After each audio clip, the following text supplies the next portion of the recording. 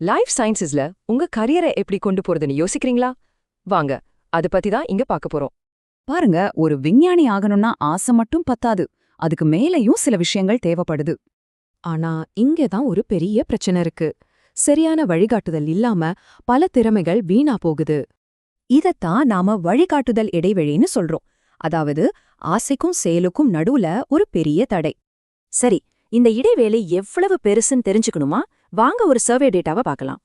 பாருங்க, பெரும்பாலான மாணவர்களுக்கு நம்பகமான வழிகாட்டுதல் கிடைக்கிறதே இல்லைன்னு இந்த சர்வே சொல்லுது. கைடன்ஸ் எங்க ரொம்ப தேவைப்படுது?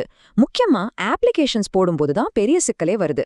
இது நம்மள அடுத்த கட்டத்துக்கு கூட்டிட்டு போகுது. அதுதான் நம்பகத்தன்மை நெருக்கடி.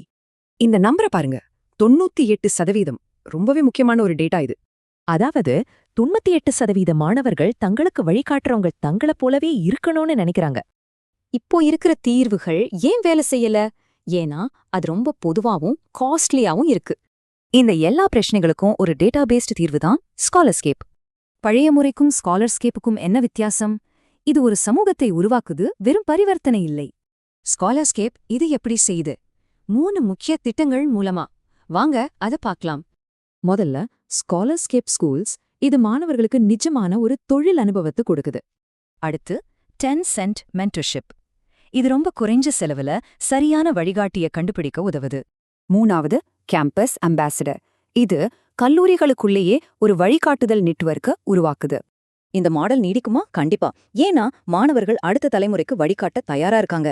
சோ இது ஒரு நல்ல சுழற்சியை உருவாக்குது. இன்னைக்கு உதவி வாங்குறவங்க நாளைக்கு உதவி செய்வாங்க.